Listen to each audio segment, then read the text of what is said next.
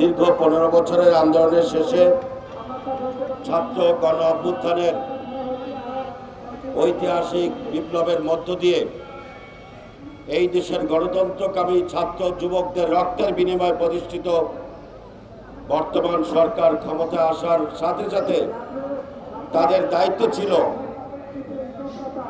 একটি অবাধ, সুষ্ঠু, গ্রহণযোগ্যমূলক নির্বাচন করে জনগণের প্রতিনিধিদের কাছে ক্ষমতা হস্তান্তর করা। আপনারা গত কয়েকদিন আগে নেপালেও দেখেছেন, সেখানেও একটি অভ্যুত্থানের পরে যে সরকার প্রতিষ্ঠিত হয়েছে সেই সরকার শপথ লাভের সাথে সাথে তারা 5ই মার্চে নির্বাচনের তারিখ ঘোষণা করেছে। আমাদের এখানে যারা অন্তর্বর্তীকালীন সরকারের দায়িত্ব নিল তাদেরও একমাত্র দায়িত্ব ছিল একটি সুষ্ঠু, গ্রহণযোগ্য নির্বাচন কেন্দ্রিক যা যা সংস্কার প্রয়োজন সেই সংস্কারগুলি সম্পন্ন করে একটি ঐতিহাসিক নির্বাচনের দায়িত্ব পালন করা। কিন্তু তারা বিভিন্ন সময় বিভিন্ন কাজ করতে গিয়ে এখন কিন্তু এই সরকার লেজে গোবরে অবস্থা হয়ে পড়েছে।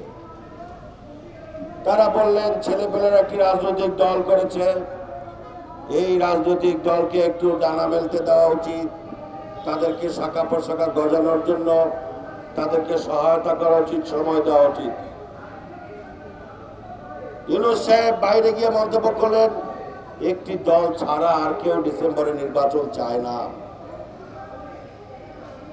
এই সমস্ত কথা বলে দেশকে নির্বাচন বিমুখ করার চেষ্টা করেছেন, যদিও তারা সর্বশেষ বুঝতে পেরেছেন যে আসলে লেখাপড়ার ডক্টরেট ডিগ্রি আর দেশ পরিচালনা করা এক জিনিস নয়। এইটা অনুধাবন করার পরেই ডক্টর মোহাম্মদ ইউনূস সাহেব বুঝেছেন বাংলাদেশের সবচেয়ে জনপ্রিয় রাজনৈতিক দল বিএনপির সঙ্গে কথা বলা উচিত। কোনো না কোনো কারণে আমরা মনে করি শুভবুদ্ধির উদয় হয়েছে বলেই তিনি জনাব তারেক রহমানের সঙ্গে একটি ঐতিহাসিক বৈঠক করেছেন। আলোচনার টেবিলে বিভিন্ন দাবি দেওয়া চলতেই পারে। বিভিন্ন ইসলামিক দল বা বিভিন্ন রাজনৈতিক দলগুলো আলোচনার টেবিল সমাপ্ত না করেই হঠাৎ করে নন ইস্যুকে সামনে এনে রাজপথে এভাবে হঠাৎ কর্মসূচি দেওয়া, এটা দুষ্ট লোকেরা বলে সরকারের একটি অংশের ইন্ধন রয়েছে। তা না হলে আলোচনার টেবিলে যেখানে সমস্যার সমাধান করা সম্ভব, সেই সমস্যাকে রাজপথে জোর করে টেনে নিয়ে আসলেন। আর যারা আজকে রাজপথে কর্মসূচি দিচ্ছেন, যুগপথ আন্দোলন করছেন, তারা কি হাসিনার বিরুদ্ধে একদিনের জন্য বিএনপির সঙ্গে যুগপথ আন্দোলনে এসেছিলেন? না। তারা কি করেছেন?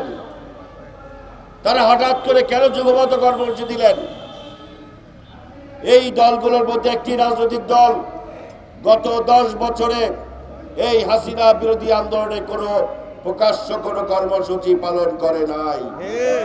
আরেকটি ইসলামিক রাজনৈতিক দল, তারা হাসিনার বিভিন্ন নির্বাচনে অংশগ্রহণ করে হাসিনার সরকারকে দীর্ঘায়িত করার কাজে সহায়তা করেছে। 7ই জানুয়ারি 2024-এর যে নির্বাচন, সেই নির্বাচনের মাত্র 1 সপ্তাহ পূর্বে ঢাকায় বিরাট সমাবেশ করলেন, লঞ্চ, বাস, ট্রাকে করে আসলেন। এই সরকার আপনাদেরকে কিছুই করলো না। আর বিএনপির ছেলেরা একটি 10 জনের মিছিল যদি বের করতো তাদেরকে গ্রেফতার করা হতো। আমরা কি বুঝি নাই? আপনারা বিরোধিতা করেছেন সরকারের বিটিম হিসেবে। আজকে হঠাৎ করে নির্বাচন বানচালের জন্যই আপনাদের এই তথাকথিত যুগপথ কর্মসূচি। যদি আপনাদের জনগণের প্রতি কোনো দায়বদ্ধতা থাকে, জনগণের প্রতি যদি আস্থা থাকে, বিশ্বাস থাকে, জনগণের প্রতি যদি জনগণের ভোটের উপরে যদি আপনাদের আস্থা থাকে, তাহলে উচিত নির্বাচনকে কিভাবে সুষ্ঠু গ্রহণযোগ্য করা, সেই সুষ্ঠু গ্রহণযোগ্য নির্বাচনে জনগণের কাছে আপনাদের নির্বাচনী ইশতেহার পেশ করুন। আপনারা কি চান, যা যা চাইবেন সবগুলোই জনগণের কাছে পেশ করতে হবে। জনগণ যদি আপনাদেরকে আগামী নির্বাচনে ভোট দেয়, তাহলে জাতীয় সংসদে আপনারা সেগুলো পাস করে জনগণের কাছে উপস্থাপন করবেন। এর বাইরে কোনো সমাধান নাই।